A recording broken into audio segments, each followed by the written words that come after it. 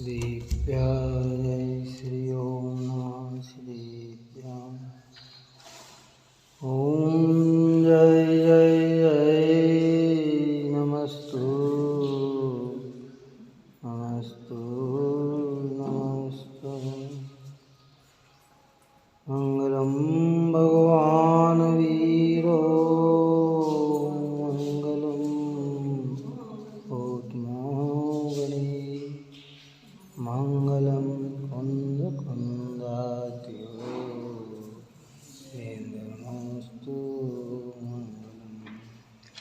सर्वमंगल मांगल्यम सर्वकल्याणकारकम प्रधानं सर्वधर्माणां जैनं जयतु शासनं जैनं जयतु शासनं जैनं जयतु शासनं। नमः समय साराय सानुभूत्या जगाते चित्सवाय भावाय सर्वभावान्तरचिति सर्वभावान्तरचिति सर्वभावान्तरचिति।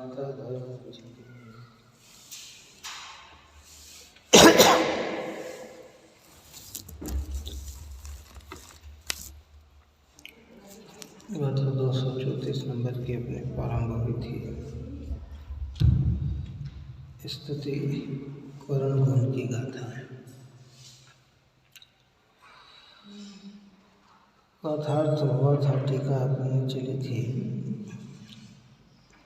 क्योंकि सम्यक दृष्टि तनकोद की एक ज्ञाय भावमयता के कारण यदि अपनी आत्मा मार्ग से सम्यक दर्शन ज्ञान चरित मोक्ष मार्ग से चयित हो तो उसे मार्ग में ही स्थिति करण देता है। इसलिए स्थितिकारी स्थित करने वाला है, अतः उसे मार्ग से चयित होने के कारण होने वाला बंध नहीं किंतु निर्विरा ही है। धर्मात्मा पुरुष समदृष्टि ही चेतिता चेतने वाला जागृत जानने वाला है ना। क्या सम्यक दर्शन ज्ञान चरित से युक्त होता हुआ कदाचित कर्मों के उदय में अगर दिखता है तो पुनः अपने को वापस उसमें स्थापित करता है। तो जो उदय में आया हुआ कर्म था वह भी निर्जरा को प्राप्त होता है। धर्मात्मा की दृष्टि में एक शुद्धात्मा ही मुख्य है। क्या मुख्य है? यानी सम्यक दृष्टि जीव को अपना चैतन्य आत्मा ही प्रिय है। लेकिन उदय अनेक प्रकार का होता है। तो वो शायिक सम्यक दृष्टि की अगर अपन बात करें किसकी, तो उसमें तो जन्म लगाड़ किसी भी प्रकार का दोष नहीं लगता। शायिक सम्यक दृष्टि तो किसी भी दशा में रहे और सम्यक से कभी च्युत होता ही नहीं, क्योंकि उसे मिथ्यात्व अनंतानुबंधी कर्म प्रवृत्ति की न तो उदय होता है न बंद होता है न उसकी सत्ता पड़ी हुई है। इतना तो निर्मल हो गया। कौन सा? शायिक सम्यक दृष्टि है ना। वो तो चाहे जैसे सर्वार्थ सिद्धि में भी है तो कभी सम्यक से दोष भी नहीं लगेगा। क्या समझ में आया? चाहे वो चक्रवर्ती बनेगा तो भी दोष नहीं लगेगा। लेकिन उपसम क्षोभसम सम्यक्त की जो प्रक्रिया है और उपसम सम्यक्त में भी क्योंकि उपसम सम्यक तो अंतर्मुहूर्त के लिए होता है, या तो वो छूटेगा या क्षोभसम में बदलेगा, आय में बदलेगा, है ना।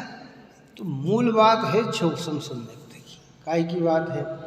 और क्षोभसम सम्यक्त की प्रक्रिया में कुछ दोष लगता भी है, क्या है, तो वो अपने को पुनः का क्या करता है, स्थापित करता है, वो है ना।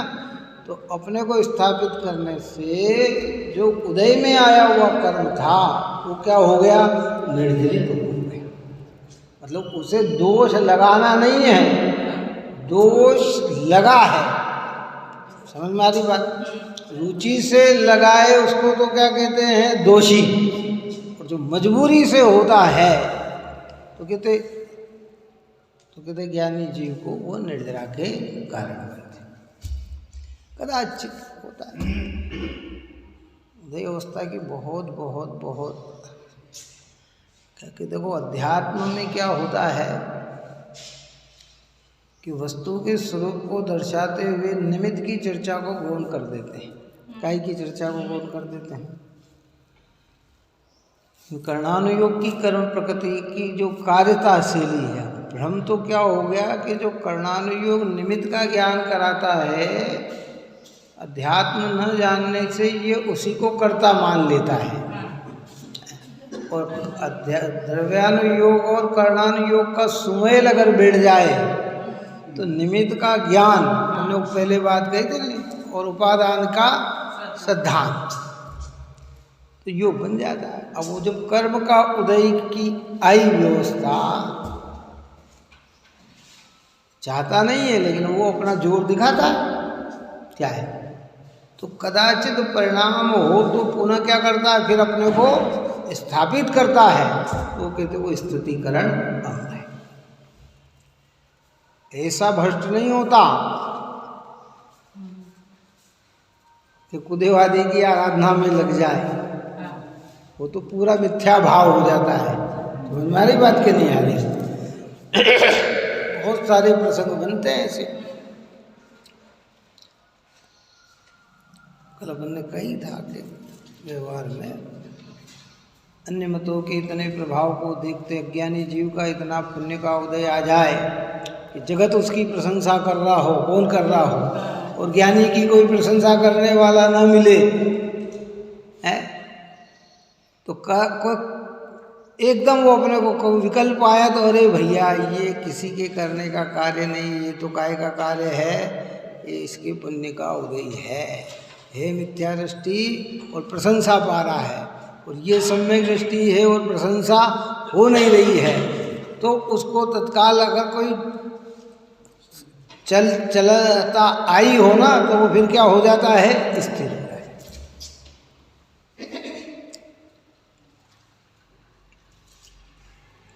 कल अपन ने क्या कहा था, एक बहिरंग स्थिति और एक अंतरंग स्थिति। बहिरंग स्थिति स्थूल है, कदाचित परिवर्तित न भी दिखे, लेकिन मान जो परिणामों की दशा है वो अंदर में है। अब डिगा गुणस्थान का ऐसे दिखता है, अपन ने पहले चर्चा की नहीं, मेरा ध्यान कर रहे हैं, श्रेणी मान रहे हैं, उत्तम श्रेणी चढ़ते चढ़ते 11वें गुणस्थान में आ गए और नीचे आ गए। अब शरीर की क्रिया में विपरीतता थी, क्यों है, और यहाँ तक बताया कि उपसम वाला चढ़ने पर उपसम सम्यक्त धारण करके श्रेणी चढ़ता है, तो नीचे आ जाए तो पहले गुणस्थान में भी आ जाए, मिथ्यात्व में भी आ गया। क्रिया में तो वही मुनि नग्न बना है, लेकिन गुणस्थान का ऐसे घट गए उनके परिणाम। बाहर की क्रिया तो स्थूल रही, ऐसे हाथ पे हाथ धर के वहीं बैठे रहे हैं, और ऐसा नहीं कि इन गुणस्थान को बढ़ने और घटने में कोई घंटों लगते हों, एक क्षण बढ़ने में भी कहाँ का कहाँ पहुँच जाए और कहाँ से कहाँ आ जाए, इतना सा समय लगता है उसमें, क्या है। तो कदाचित उसकी जो पकड़ में आए तो वो अपने को क्या करता है, उन्हें स्थित करता। तो कर्म का जो उदय आया था वो खीर गया, क्या गिर गया, तो उसे उस कृत बंधन नहीं हुआ। देखिए भावार्थ में कहते हैं, जो अपने स्वरूप रूप मोक्ष मार्ग से चेत होते हुए अपने आत्मा को मार्ग में मोक्ष मार्ग में स्थित करता है, वह स्थितिकरण गुण युक्त है। उसे मार्ग से चेत होने के कारण होने वाला बंध नहीं होता, किंतु उद्यागत कर्म रस देकर खिर जाते हैं, इसलिए निर्जरा ही होती है। उद्यागत रस है ना, वो जो अस्थिरता आई थी वो किसकी थी? वो कर्मोदय की थी। किसकी थी? बात समझ में आई ना? वो कर्मोदय की थी और वो तो प्रयत्न में लगा हुआ है, लेकिन अस्थिरता आई है तो अपनी पुरुषार्थ बढ़ाकर उस अस्थिरता को दूर किया। तो जो उदय में आया था वो कर्म क्या हुआ? नया बंध का कारण न बनकर वो निर्जरा को प्राप्त हो गया। वो निर्जरा को प्राप्त हो गया। इसलिए क्षण क्षण बदलते हुए परिणाम में क्षण क्षण दृष्टि गायक की बनती रहे। और क्रियात्मक का दोष तो बहुत कम। अभव्य सेन था ना मुनिराज, 11 अंगनों पुरों के पाठी थे, लेकिन स्वच्छंदता थी तो वो उनका दोष क्रियात्मक भी दिखा।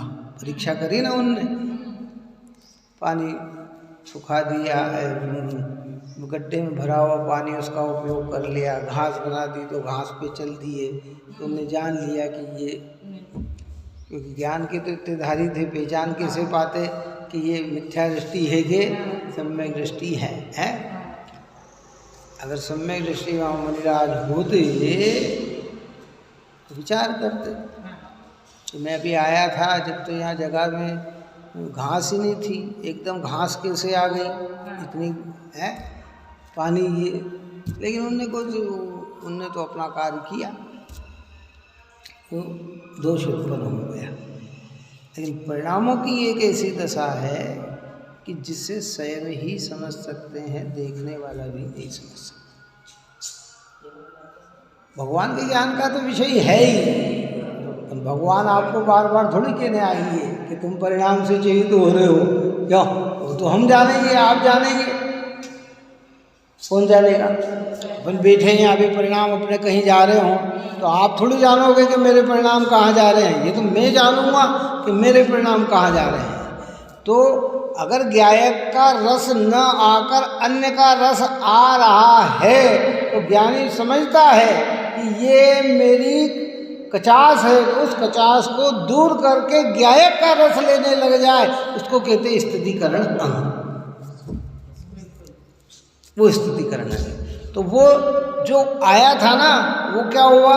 उदय में आकर खिर गया। देखो क्या कहा, लिखा कि उसे मार्ग से चयित होने के कारण होने वाला बंध नहीं होता, किंतु उद्यागत कर्म रस देकर खीर जाता है ना। एक उदय में रस लेना और एक उदय में रस न लेना। जो चाहकर रस लिया जाता है वो बंधन का कारण बनता है, जो न चाहते हुए उदय में रहना पड़ता है। मैंने उस दिन दृष्टांत दिया था ना कि किसान आया है, कर्ज लेना नहीं चाहता, लेकिन उसके सामने दूसरी कोई व्यवस्था ही नहीं है, क्या तो पुराना ज़्यादा चुकाता है और नया कम लेता है, तो क्या कहा जाता है कि निर्दय भाई इसने कर्ज चुकाया है। और एक ऐसा कि कर्जा नहीं है लेकिन उसे लेना अच्छा लगता है, क्या लगता है? सामने वाले कहते हैं कि नहीं साहब थोड़ा और दे दो, वो नहीं साहब थोड़े और दे दो उसे। तो ये क्या है? ये बंधन स्वरूप है। और वो क्या है? और फिर कमाई और बढ़ाएगा तो अगली बार कर्जा और कम कर देगा, और बढ़ाएगा तो और कम कर देगा, और एक दिन दशा ऐसी आएगी कि कर्ज लेने की जरूरत ही नहीं पड़ेगी। देने वाले कहेंगे कि ले लो, तो कहने नहीं भाई मुझे आवश्यकता ही नहीं, मेरे पास कमाई इतनी है कि मुझे कर्ज लेने की जरूरत ही नहीं है। तो धर्मी जीव की दृष्टि जब भीतर में चली जाती है तो अज्ञानी को राग का रस है, संयोग का रस है, भोग का रस है, वैभव का रस है, इसलिए उसे निरंतर बंध की ओर बढ़ता है और ज्ञानी निर्जरता की ओर। निश्चय तो यही है भाई, देखो। इसलिए ज्ञानी को समझना है परिणाम की चला चलता। क्या समझ में आए? जैसे आप और हम 100 जने बैठे हैं मंदिर के अंदर, कितने जने बैठे हैं, और हम भगवान के दर्शन करने आए तो बहुत उत्साह आ रहा है। एक उत्साह तो सहजता से आता है, साधर्मी को देख के आता है, वात्सल्य से आता है, भगवान की भक्ति से आता है, आई आता है। एक दूसरा मैं ये करूँगा तो ये सब देखेंगे क्या करेंगे, और वास्तव में सब उसके कार्य की प्रशंसा कर रहे हैं। किसके कार्य की? लेकिन उसको अपने परिणाम में नहीं रखना चाहिए कि ये मेरे परिणाम भीतर के हैं कि दिखाने के हैं। अगर दिखाने के हैं तो उस परिणाम को स्थिर करे। क्या करे? कह रहे नहीं, ये करने योग्य नहीं है। मुझे तो सहजता से भगवान के प्रति क्या आना चाहिए? भक्ति आना चाहिए। उनके है ही भगवान ऐसे। जब इंद्र अपने भगवान की भक्ति में नाचने लग जाता है, सारे कार्य छोड़कर सन्मुख खड़ा हो जाता है, तो मेरी उनके सामने विषाद क्या है। लेकिन जहाँ ही अब ये परिणाम किसको दिखे, दूसरा तो उस परिणाम को स्तुति कौन करेगा? कौन करेगा? ऐसे यहाँ कह रहे हैं कि ढेरों परिणाम हमारे अंदर ऐसे चल रहे हैं। कितने चल रहे हैं? हम कह रहे हैं कि हम गायक हैं, लेकिन परिणाम की दशा कैसी जा रही है? तो कि उन परिणामों को वापस काय में स्थापित करना या अपने में स्थापित करना। नहीं नहीं नहीं, मेरा लक्ष्य ये नहीं। हाँ, यही मेहनत है ना। स्तुतिकरण का मतलब क्या? देखो, बाहर से 3 दिन से रोज दर्शन करने आ रहे हैं, 3 दिन पूजा करने आए, 2 दिन नहीं आया, तो भाई हम जाके घर पे भी जाके कि भैया आया करो, बहुत अच्छा है। अरे ये तो सब गृहस्थी के कार्य चलते रहेंगे, आप तो वो वापस आने लग जाए, ये तो व्यवहार स्तुतिकरण है। कौन सा? वो व्यवहार स्तुतिकरण है। लेकिन ये निश्चय स्तुतिकरण तो क्या है? अपने को अपने में स्थापित करना। जिस ज्ञान का रस मेरी परिणति ने चाखा है, वो कदाचित अन्य की ओर जा रही हो तो उसे वापस मोड़कर कहाँ लाना कि ज्ञान में लाके खड़ा करना। ये निश्चय स्तुतिकरण है, और वो हमारे लिए महत्वपूर्ण है। व्यवहार स्तुतिकरण अपनी जगह है, यथेष्ट है। कल अपन ने ये चर्चा में लिया था, पहले भी लिया था कि जहाँ निश्चय होता है वहाँ व्यवहार होता ही है ना। पर जहाँ व्यवहार होता है वहाँ निश्चय हो ये जरूरी नहीं है। क्या निश्चय है वहाँ निश्चित व्यवहार होगा। जैसे आत्मा की भक्ति है, उसे परमात्मा की भक्ति अद्भुत होगी। जैसे आत्मा की लगन है, उसके जीवों के प्रति वात्सल्य, प्रीति, प्रेम का भाव होगा। पर प्रीति प्रेम का भाव होने पर आत्मा की लगन हो ये जरूरी नहीं है। अब इसमें कितना महत्वपूर्ण बात करें कि उसे जो वो अपने स्वरूप से हटाना, और तो कर्म का उदय आकर उसके खीरा है, बंधन को प्राप्त नहीं हुआ। रहस्य समझ में आया? नहीं समझ में आया है? दृष्टि में कितना कमाल हो गया, कितना महत्वपूर्ण हो गया। देखो फिर से सुनोगे, उसे मार्ग से चेत होने के कारण होने वाला बंध नहीं होता, किंतु उद्यागत कर्म रस देकर खिर जाता है। इसलिए निर्जरा ही होती है, भी होती नहीं कहा, निर्जरा ही होती है। अब सोच सकते हैं धर्मात्मा, हम कहते हैं अरे साहब सोदर में इंद्र इतना करता है ना, फिर भी उसके, अरे भैया ये परिणामों की दशा ऐसी है। 6 खंड में रहते चक्रवर्ती को बंद नहीं होता था। अरे ये परिणामों की दशा ऐसी है। जबकि छायिक सम्यक दृष्टि को तो परिणाम आत्मा से दृष्टि से तो आत्मा ओंझल होता ही नहीं है। वो किसी भी दशा में रहे तो भी दृष्टि से कभी 33 सागर तक सर्वार्थ सिद्धि में रहेंगे तो भी दृष्टि से आत्मा ओंझल होने वाला नहीं है। एक प्रतीति एक विश्वास बन चुका है। लेकिन चौपसम ज्ञान चौपसम सम्यक की आधारता में चल मल अगाड़ दोष लगते हैं तो उसमें उदय की मुख्यता से कदाचित, देखो अपन बार बार काय का शब्द कर रहे हैं, कदाचित का मतलब क्या होता है? कभी कभार, निरंतर नहीं कहते हैं। जैसे होता है ना एक अतिचार और एक अनाचार। अतिचार का मतलब क्या है कि कभी कभार दोष लगे, और जो निरंतर दोष लगे फिर वो अतिचार नहीं होता, वो हो जाता अनाचार। अनाचार महापाप है, अतिचार अल्प दोष है, और अतिचार और अनाचार से रहित है वो तो निर्दोष है। क्या है? जो जिनमें अतिचार भी नहीं लगे, अनाचार भी नहीं हो, वो तो निर्दोष प्रवृत्ति है। पर अतिचार में अल्प है और अनाचार में निरंतर लग रहा है तो अनाचार है। तो ऐसे कदाचित, तो अब उसको अगर हम समयों में देखें तो कुछ समय बस एकदम हमें लग रहा है ना एकदम स्थिर हो गए, परिणाम आए ना, अरे तेरा लक्ष्य तो ये है, एकदम समझ में आ गया। जो गया ना आया बस वो उतने समय का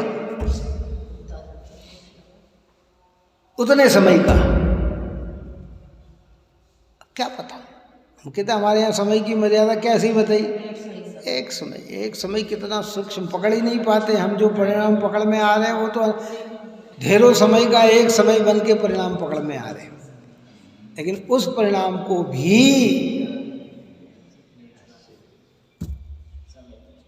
अगर हुआ तो पुनः क्या करता है? अपने को स्थापित करता है। जंगल में मुनिराज क्या करते हैं? कौन संबोधन देने आएगा उनको? बोलो। 2 जने में तो एक दूसरे को स्तुतिकरण करा देते हैं। क्या करा देते हैं? अगर मैं हमारे यहाँ तो कई दृष्टांत ऐसे आते हैं कि 2 साधर्मी परस्पर अगर एक जैसा अनुभव कर रहे हैं, एक जैसा अभ्यास कर रहे हैं, तो दोनों आपस में ऐसा कहते हैं कि देख भैया मैं कहीं से डिग रहा हूँ ना तो मुझे संबोधना, मुझे समझाना, मुझे स्तुतिकरण करना।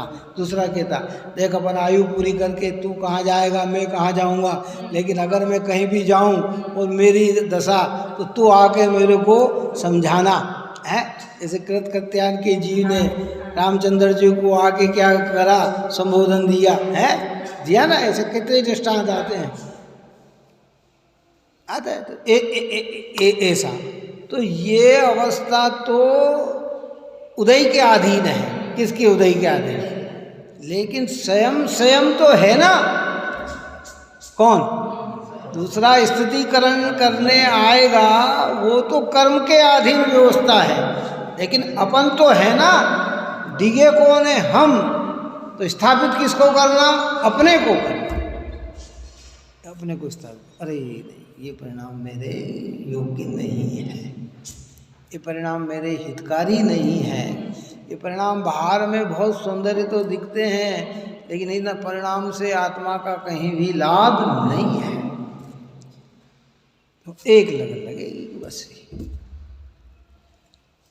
जनागम के रहस्य को समझने के लिए हमें बहुत गहराई में जाना चाहिए, क्योंकि सम्यक सब होते हैं। अभी कर्णानुयोग में समझ में आया, आपने कहा कि ये सम्यक दृष्टि, ये सम्यक दृष्टि, लेकिन इसलिए कहा कि अवगाढ़ सम्यक, परमावगाढ़ सम्यक कौन सा है? आज्ञा सम्यक, उपाय सम्यक है, उपसम सम्यक, चौपसम सम्यक, छायिक सम्यक। नाम तो सबके क्या हैं, लेकिन अब इसमें छायिक सम्यक तो यानी क्या कि जिसमें कैसी भी दशा हो जाए। वो क्या कहा कि अगर मिट्टी से लगा हुआ कतक फल डालकर पानी मेल संपूर्ण निकाल दिया हो और अब निर्मल पानी है, अब वो निर्मल पानी घड़े में हिले भी तो भी उसमें किसी भी प्रकार की मलिनता आने वाली नहीं है। और वो उपसम में जो दबा हुआ है जरा सा हिलेगा तो क्या आएगा? आ जाएगा। पिताजी ऐसे में छाई समय दृष्टि को स्थितिकरण की आवश्यकता नहीं होती, अपने कभी दिखते ही नहीं है ना वो अभी यहाँ दृष्टा सम्यक का ही ले रहे हैं। चारिक सम्यक दृष्टि चारिक से अगर दिखता है, काय से दिखता है, तो फिर अपने को पुनः क्या करता है, स्थापित करता है। दृष्टि से श्रद्धा से तो हो ही, अब उसके तो विक्षुप्ति हो गई। मिथ्यात्व अनंतानुबंधी कर्म सत्ता में न तो अब उसे बंद होगा, न उदय होगी, न सत्ता रहेगी, वो तो सब प्रकार से उससे दूर हो गया। चाहे जैसे प्रसंग में रहे, उसे कभी भी मिथ्यात्व छू नहीं पाएगा। हाँ, इसलिए आज वर्तमान समय में इस पंचम काल के अंदर छायिक सम्यक दर्शन यहाँ है नहीं, क्योंकि वह सम्यक दर्शन केवली और श्रुत केवली के पादमूल में ही होता है, उनकी निकटता में ही होता है। क्या वो वहीं होता है, अभी यहाँ नहीं है। इसलिए यहाँ उपसम सम्यक क्षुपसम सम्यक तो होता है। तो जो चेतीता जानने वाला, ज्ञायक को रस लेने वाला, कदाचित ज्ञायक से दीगे तो अपने पुनः अपने को ज्ञायक में स्थापित करता है, तो वो आया हुआ उदय खिर जाता है, नया बंधन अनंत संसार का बनने वाला नहीं है। तो कहते निर्जरा ही होती है।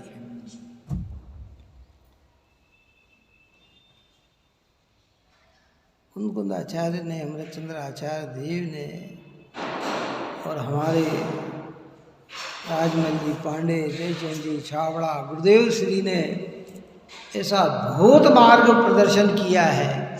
इसकी लगन लगेगी नहीं वास्तव। मेरे परिणामों की दशा क्या है, क्षण मात्र में देखो परिणामों को। हमने कितने कल भी कहा था ना, एक जरा सा परिणाम और उसी समय आयु बंद का कारण क्या। बैठा किस अवस्था में है, सामायिक की अवस्था में है, और आयु बंध अंदर के आर्त परिणाम में आयु का बंधन, दुखी अवस्था में आयु का बंधन, तो मेंढक बन गए है। और भगवान के दर्शन की आराधना का परिणाम और उसी समय आयु बंधना भी और आयु पूर्ण होना भी, तो कहाँ पहुँच गए,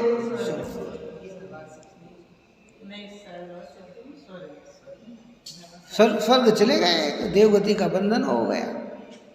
अब वो कितना देर लगा होगा। ऐसे ही एक परिणाम को दिखने में और पुनः स्थापित करने में टाइम कितना लगता है। अब उस देखने वाला तो वही कह रहे कि नहीं यार आप हम दर्शन ही कर रहे हैं, आप ये दर्शन ही कर रहे हैं। अब उसमें जो भाव चढ़ उतर रहे हैं वो कौन जान रहा है, वो चेतीता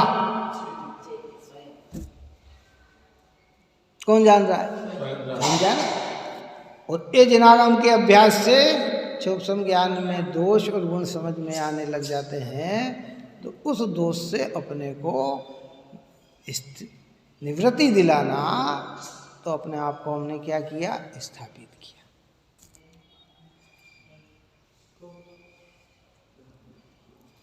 इसलिए यहाँ कहते किंतु उद्यागत कर्म रस देकर खिर जाते हैं, इसलिए निर्जरा ही होती है। इस प्रकार का यह स्तुतिकरण गाथा कही। इसमें और भी अगर किसी प्रकार का कोई प्रश्न हो तो अपन उस पर और विचार कर सकते हैं, क्योंकि ये तो अद्भुत अद्भुत कलश हैं, अद्भुत गाथा हैं। परिणामों की बड़ी बड़ी विचित्रता है, परिणामों की अति विचित्रता देखी ज्ञानी। एक क्षण में गुलिस्तान 11वां, और कहाँ से गिर गए अर्ध पुद्गल परावर्तन तक संसार में भटकता है। अभी यहाँ देखे तो क्या कहे आप और हम, तो देखो कुछ नहीं करते हैं धर्म में, सीपर भी नहीं है अभी हम। क्या अभी ट्रेन में आ रहे थे ना, तो पवन जी ने ये एक व्यक्ति को समझे, जाते वक्त की बात, हाँ जाते वक्त की बात है शायद, है ना। तो वो पढ़ा लिखा था, आप लोगों के साथ था ना वो बैठा हुआ व्यक्ति, डॉक्टर था बीएससी, उससे सब तो उसको समझाया जा रहा था। तो फिर जब इस तरह तो बोले आप कहाँ तक पहुँच गए इस अवस्था में, कहाँ तक पहुँच गए हैं। तो मैंने कहा अभी तो हम सीपर हैं, क्या है, कहीं नहीं पहुंच पाए अभी हम। मतलब समझ में बात आई ना। दिनवाणी में जब तक सम्यक्त की आराधना न हो, 0.5 भी नहीं मिलता है। कितना, 1 नंबर तो नहीं मिलता, लेकिन 0.1 भी नहीं मिलता है। सम्यक्त होने के बाद ही प्रारंभ होते हैं नंबर, इसके पहले नहीं मिलता है। परिणामों की दशा बड़ी विचित्र होती है। उसका सोचना ये था कि कहीं अपन ये नहीं कहते कि हमने तो इतना हाँ पा लिया। हाँ उसका सोचना मतलब बड़ा लिखा था।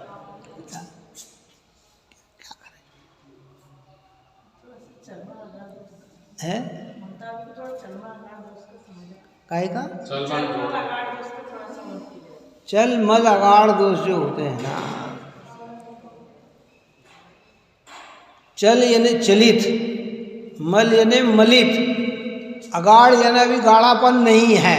गाढ़ापन क्या है, ठोस, अब उसमें कोई बिगाड़ नहीं होगा।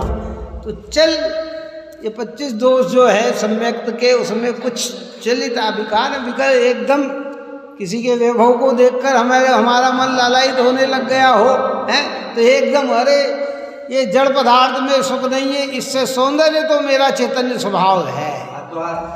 आता रही समझ में नहीं। बाहर की प्रशंसा, अरे देखो क्या आनंद आ रहा है, अरे ये आनंद नहीं, आनंद तो मेरे चैतन्य स्वभाव में है।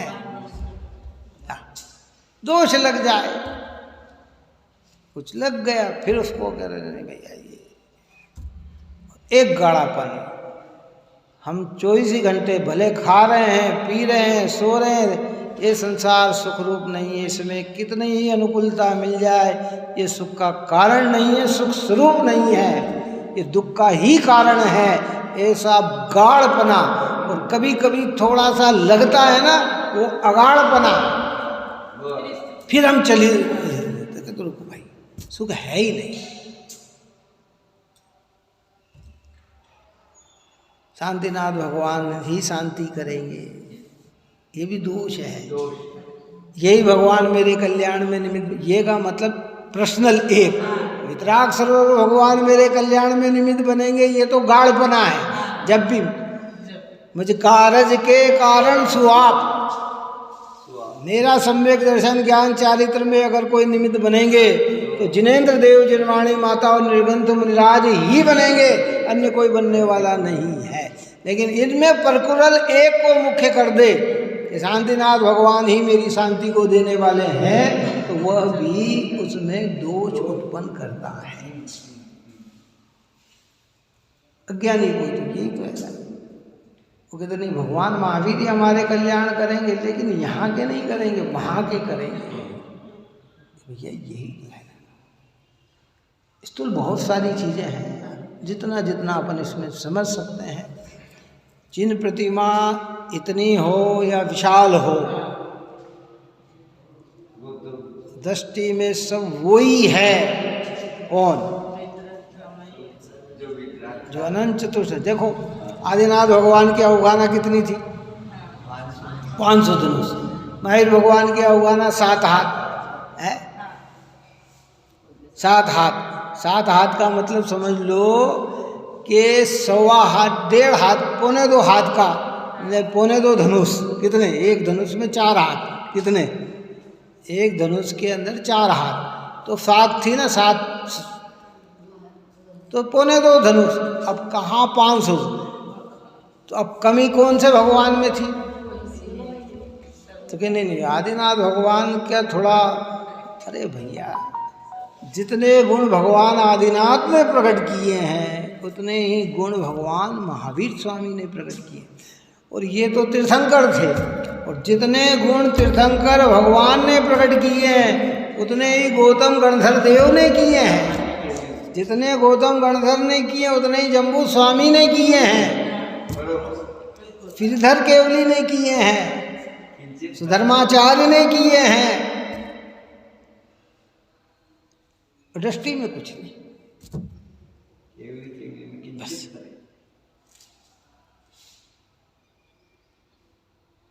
अच्छा, अकृत्रिम चित्तालय में हम गए, जितनी भी अकृत्रिम चित्तालय में जिन बिंब जितने भी हैं, कौन से चिन्ह हैं उनके? यहाँ तो कहेंगे कि भाई शेर का चिन्ह है इसलिए महावीर भगवान, शंख का चिन्ह है इसलिए नेमिनाथ भगवान, क्यों है? भैंसे का चिन्ह है इसलिए बाप पूज्य भगवान है, क्यों? वहाँ क्या तो चिन्ह से भगवान की पूजा है कि वितरागता से भगवान की पूजा है? इसलिए एक ही।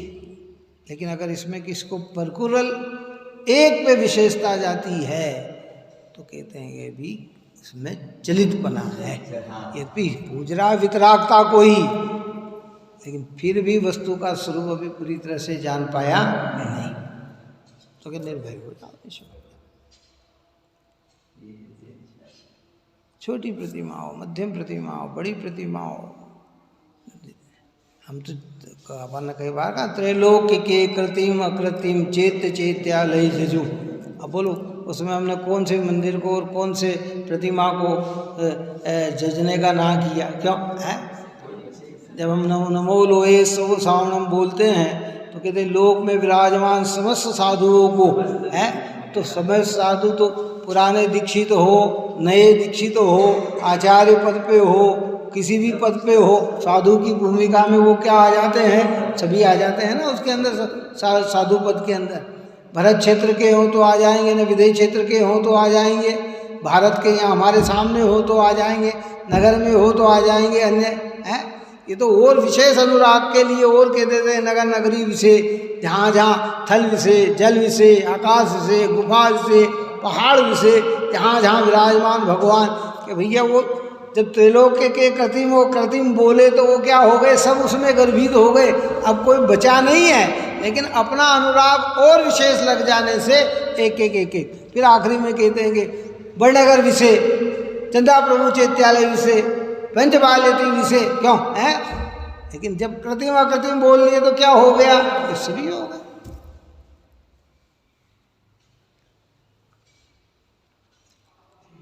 जैन धर्म अध्यात्म जो है ना भीतर का ऑपरेशन करता है।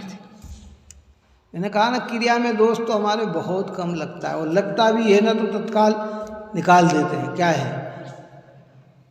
जनमाने पे बैठे तो भैया ऐसा नहीं बैठना, ऐसा बैठना, ये चलो अच्छे भी बैठ गए, पद्मासन में भी बैठ गए, और परिणाम न जाने कहाँ जा रहे, तो वो किसको दिखेगा? देखने वाला कह देगा अरे भैया तुम क्या कर रहे हो है? लेकिन अब जो परिणाम जा रहे हैं उसको कौन देखेगा? उसको तो हम देखेंगे ना। तो उसको उस परिणाम में स्थापित करना, उसमें स्थापित करना। अरे नहीं नहीं नहीं नहीं, तो किया हुआ कर्म भी जो उदय में आया था वो निर्जरित तो हो गया, नया कर्म का बंधन नहीं हुआ। आजकल जो विद्वत लोग हैं वो भी दिगर लोगों की आंखें खोलने के लिए ऐसे शब्द, तो अभी एक भजन संजीव जी का है उसमें दो एक लाइन केवल बता रहा हूँ। जो मानता मुनिराज को वो पुण्यात्मा, वो पूरी लाइन बताई उन्हें, और जो स्वरूप को जानता वो धर्मात्मा, मतलब उन लोगों की आंखें खोलने जो इस गहरे रहस्य स्वरूप ही ऐसा है, स्वरूप ऐसा है। एक दृष्टांत और आता है कि एक मुनिराज टीले पे बैठकर ध्यान कर रहे थे। क्या कर रहे थे? टीले पे बैठकर ध्यान कर रहे थे। राजा थे, राजा से मुनि बने, क्या है, और वो टीले पे बैठ के ध्यान कर रहे थे। उधर से महिला निकली, पनिहारी पानी भरती हुई, उन्होंने मुनिराज को देखा, पहचान लिया कि ये राजा थे। तो बोले देखो राजा तो बन गए, कौन? ये राजपद तो छोड़ दिया लेकिन सिंहासन नहीं छोड़ा। क्या कहा उन्होंने कि राजपद तो छोड़ दिया लेकिन ऊंचे स्थान को नहीं छोड़ा। अब वो उनके कान में वो बात पड़ी है, उनके परिणाम विचलित हो गए हैं। किसी ने प्रश्न किया कि वो रास्ते में जो वो तो कहा कि भैया अब भी अगर उनका संसार जो है वो इतना है कि अनंत हो इतना, और उनने अपने को पुनः स्थापित कर लिया कि कहा होगा मेरा क्या है, बात तो है, मैं तो अपने चैतन्य में ऊपर हूँ। कि थोड़ी देर बाद पूछा कि इनको तो थोड़ी देर में केवल ज्ञान होने वाला है, अब परिणामों की दशा कहाँ है? अब कौन स्थापित करने गया उनको? परिणामों की दशा ऐसी है। देखो, बाहर का वातावरण, परस्पर साधर्मियों का कर्तव्य है कि एक दूसरे को स्थापित करें। बार बार स्वाध्याय में लाने का प्रयोजन क्या? अरे भाई चलो टाइम हो गया, चलो स्वाध्याय में, चलो चलो भगवान के दर्शन का टाइम हो गया, पूजन का टाइम हो गया, वंदना का टाइम हो गया, ये सब परिणामों को स्थिर करने का। लेकिन ये क्रियात्मक रूप पाप से हटकर पुण्यात्मक रूप तक ही है। कहाँ तक है?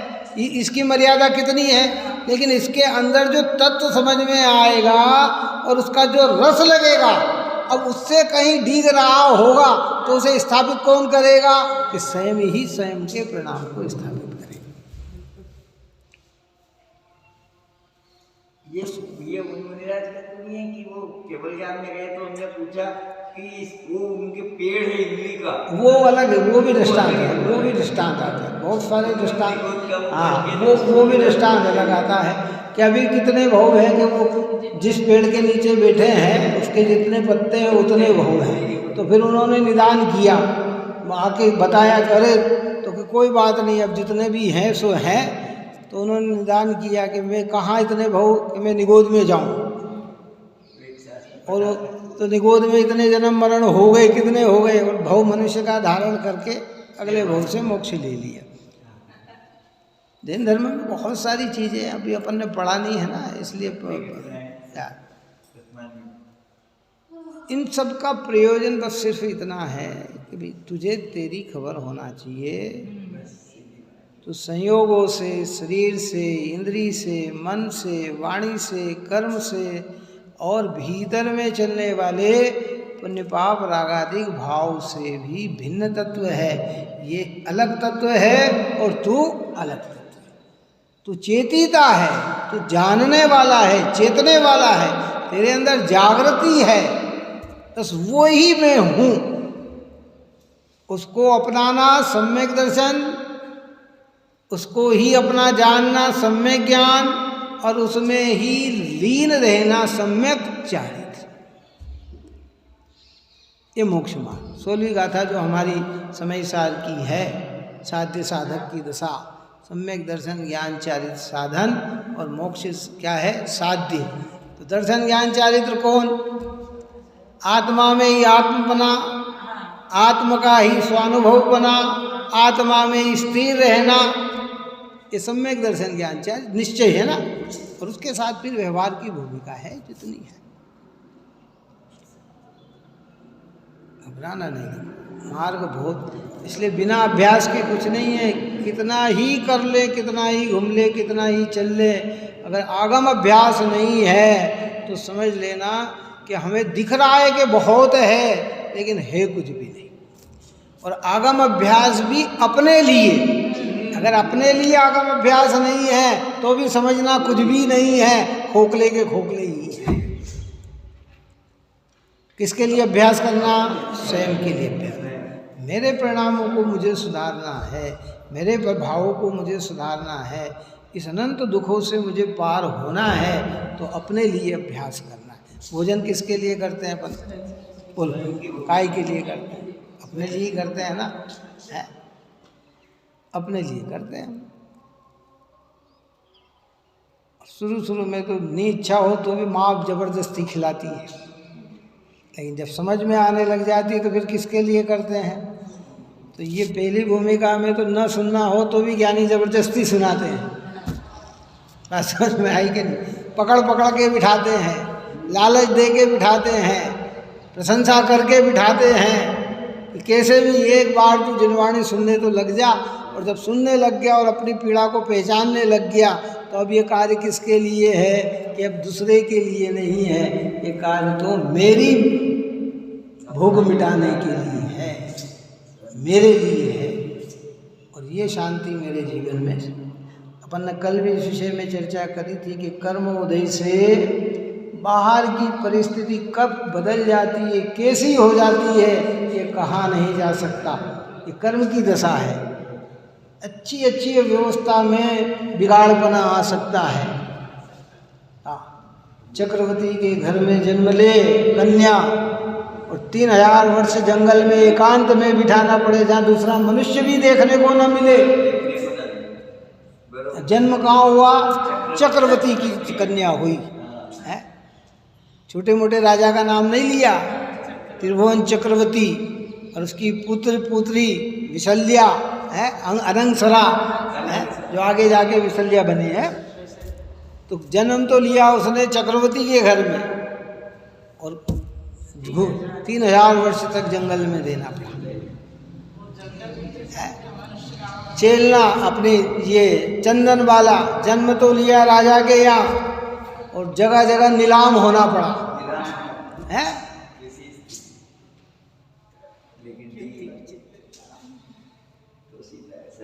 क्या कहा जाए, उदय अवस्था किसकी कब आ जाए, लेकिन स्थापित काय को किसको करना?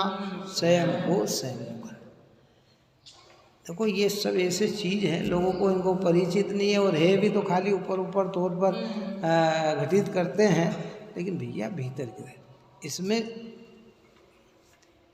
मुझे अपने में ही निशंकित तो होना है कि नहीं, मेरा आत्मा की सत्ता का कभी विनाश होने वाला नहीं है। मैं अजर अमर तत्व हूँ, किसी के द्वारा बनाया हुआ तत्व नहीं हूँ, कोई मेरी सत्ता को मिटा सके ऐसा तत्व नहीं हूँ है। इस प्रकार निशंकित होते हुए मेरे चैतन्य के अलावा मुझे कुछ नहीं चाहिए। मेरी सामर्थ्य ही मुझ में है ना, मुझे दूसरों की चाह क्यों? दृष्टि की बात चल रही है भी है ना। हाँ, और वस्तु स्वरूप को जान लेने से जगत में कोई दुष्ट से दुष्ट परिणामी हो तो भी ग्लानि करने योग्य नहीं। इतना तीव्र से तीव्र मिथ्या दृष्टि हो तो वो भी हमारे लिए ग्लानि करने योग्य नहीं। और बाह्य में किसी पदार्थ से ग्लानि नहीं करना है और अपनी दृष्टि को पेनी बनाना, मूढ़ता वाली नहीं बनाना, अमूढ़ बनाना और अपनी शक्तियों को बढ़ाते रहना। अपने गुण जो अंदर सम्यक दर्शन ज्ञान चारित प्रकट हुए हैं उसे व्यक्त न कर पाए अन्य के सामने, ऐसा प्रयत्न करना।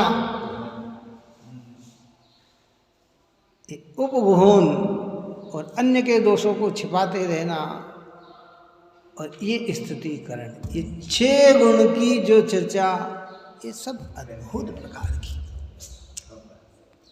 और इसी को तो पहचानना है। सम्यक्त के 25 बाधक तत्व, ये 8 दोष, 8 मद, 6 अनायतन, 3 मूढ़ता, ये 25 दोष निकलने पर सम्यक दर्शन निर्दोष होता है।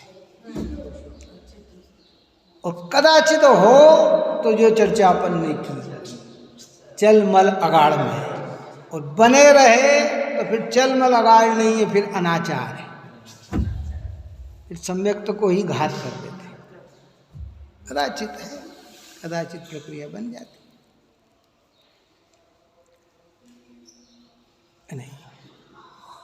ज्ञानियों को बाहर की व्यवस्था भी चाहिए, अनुकूल भी तो काय के लिए चाहिए। थोड़ा देखो परिणाम को अपन और आगे बढ़ाते हुए, धर्मी जीवों के बाहर की अनुकूलता का कदाचित भाव आए तो काय के लिए आए? धर्म साधना के लिए। जैसे कबीरदास ने धोवा लिखा ना, साईं इतना चाहिए जामे कुटुंब समाए, मैं भी भूखा न रहूं साधु न भूखा जाए।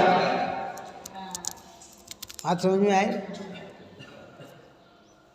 वहाँ तो मांग है हमारे ने, पुण्य उदय में अनुकूलता मिले तो इसके लिए कि मैं मेरी साधना को बढ़ाऊं, मेरे परिणाम दिख ना पाए, हीन ना हो पाए, जैन धर्म की पताका फैलती रहे, जैन धर्म का प्रभाव जगत में फैले, इसलिए उसकी भावना। हमारी तो चाह के पीछे भाव ही काय के होते हैं कि हम भोग भोगे। विषय कितने भाई सिद्धांत के ख्याल में रहना ही चाहिए। पुण्य का उदय होगा तो न चाहेगा तो मिलेगा, और पाप का उदय होगा तो चाहे तो न मिलेगा। कितना ही प्रयत्न कर ले, कितना और कितने ही दृष्टांत है प्रथमानुयोग में। पुण्य का उदय हुआ तो भंडार, वो आते उसकी कथा है, क्या नाम अपना, जिन दर्शन के गजमोती चढ़ाने की जिसने प्रतिज्ञा ली है, राजा ने सेठ के यहाँ शादी करी और मेरी पुत्री का रोज का नियम है कि भगवान को मोती चढ़ा करी, तो उसने ढेरों सारे मोती दिए होंगे, कितने दिए होंगे हैं। लेकिन वहाँ आके सब लोगों को पाप का उदय आया, घर वालों की भावना चेंज हो गई, ये हो गई, रोज कहाँ से मोती लाएंगे न कैसे मोती चढ़ाएंगे, तो ये धीरे धीरे परिवर्तन कर दिया और घर से निकाल हैं। पर वो धीरे धीरे आगे जहाँ गए वहीं सब व्यवस्था हो गई। पहले जोड़े का मोती मिला, फिर वो उसकी नहीं हुआ, फिर भंडार फट गया मोती मोती। तो उनने उसके लिए क्या करा, जिन मंदिर का निर्माण कराया, और उधर पाप का उदय ऐसा आया कि सारी चीज़ें भी नष्ट हो गई, मोतियाँ भी नष्ट हो गई, और दर दर के होकर भटकते फिरे। तो कर्मों के उदय की सब अलग अलग विचित्रता है, इसलिए इससे घबराना नहीं। इनमें रहकर मेरा चैतन्य मेरी दृष्टि से ओंझल न हो, ज्ञायक बने रहें, और ऐसा अंदर हमारी मशीन लग जाए। अभी देखो, अपन ने पहले कहा था कि ये आंखें जो है ना, ये बाहर ही देखती, अंदर नहीं देखती। क्या क्या नहीं देखती? आज तक हमारी दृष्टि जितनी भी हुई वो कहाँ देख रही है, बाहर ही बाहर देखने में लगी हुई है। अब कह रहे हैं कि ऐसी दृष्टि प्रकट हो जाए कि हमें अपने परिणाम समझ में आने लग जाए, और जब परिणाम हमारे समझ में आते, देखो परिणामों में बहुत दोष लग जाता है क्या, लेकिन जब समझ में आने लग जाता है ना, तो दोष के साथ उसका प्रायश्चित भी चालू हो जाता है। क्या हो जाता है, उसमें खेदत्वपना भी आने लग जाता है। और परिणाम को अगर जागृत जानकारी नहीं है तो फिर परिणाम तो बहरे हैं। जो परिणाम हमारे बहरे हैं वो अगर हमारी जानकारी में नहीं है तो परिणाम मन में आए हैं, फिर वाणी में आने लग जाएंगे, और जो परिणाम वाणी में आ रहे हैं वो क्रिया में आने लग जाएंगे।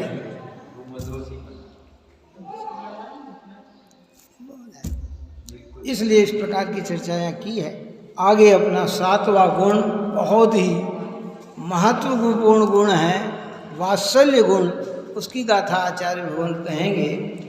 आप और हम सभी जीव निरंतर चेतते हुए देव शास्त्र गुरु के सानिध्य में रहते हुए अपने परिणाम को निर्मल बनाए, यही मंगल भावना है।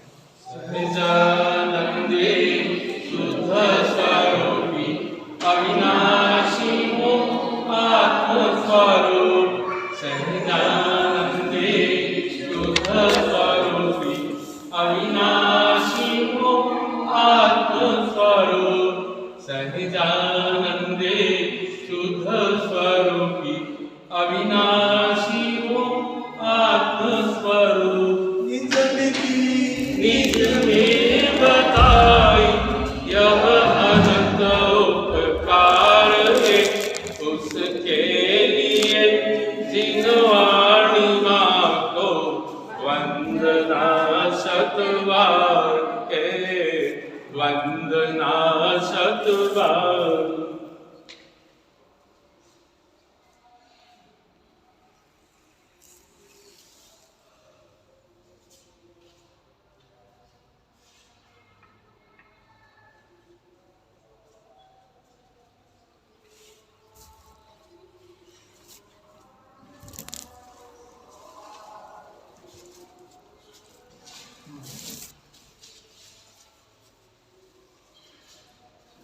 वाणी के ज्ञान से सूझे लोकालो, सो वाणी मस्तक सदा देत हूँ। वाणी माता की जय।